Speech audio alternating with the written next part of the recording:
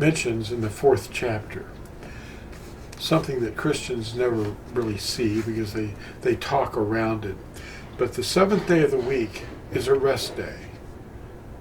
And the week is a pattern that runs the gamut of history. And it's something that all the generations of earth have known and live by even today. And the 7 days of the week are always matched together. When someone in another country, in an ancient culture is spoken of, there's a week of 7 days. And they all have the same 7 days. It's not like a pattern of some have this 7 days and then some others start in the middle of the week and they start that way. They're all the same days. And the 7th of those days has a name in 108 languages that is derived directly from the word Shabbath, to rest. And I'll show you a few of those here on the screen, and they'll pan up for you rather than me trying to read them. So, is the Sabbath real? And if so, why are people ignoring it? Because Constantine said to. He changed everything in the 325, it was 321 CE, when he edicted a commandment for the universal observance of the first day of the week in honor of the sun. And that's why it's called Sunday.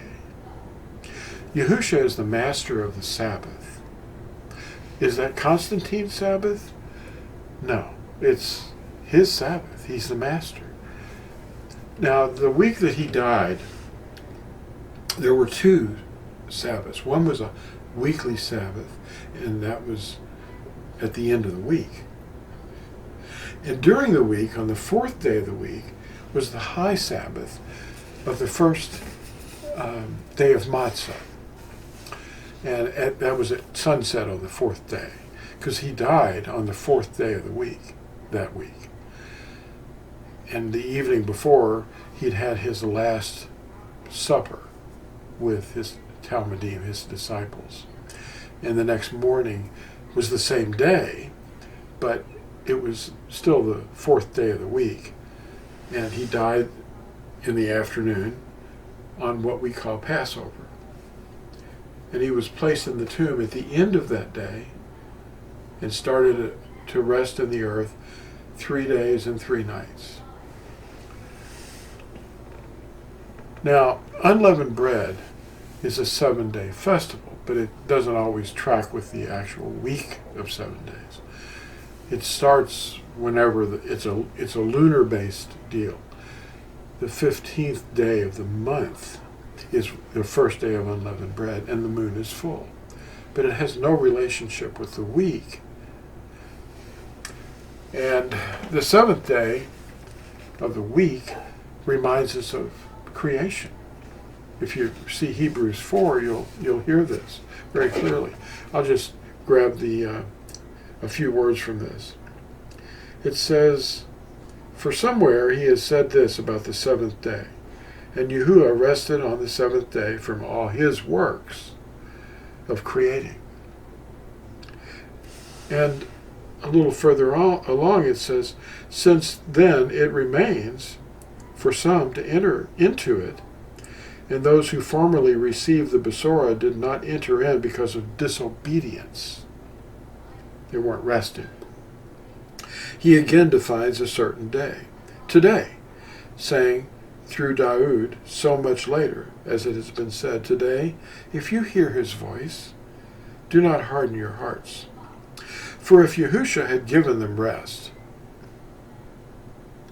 he would not have spoken of another day after that.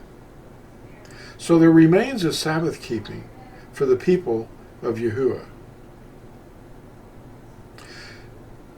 Now, the book of Hebrews is verification that there's a Sabbath rest. It didn't change. And he even says he wouldn't have given them another day. It is his day. He's the master of the Sabbath. Why would he give them another day? Well, Constantine did change the culture of the earth by influencing them to think to change times and law, or Torah. Now, what are we going to do about it? Are we going to remember it and return and repent? Or are we just going to believe Constantine had the power to change it and go along with it? Well, I don't think so.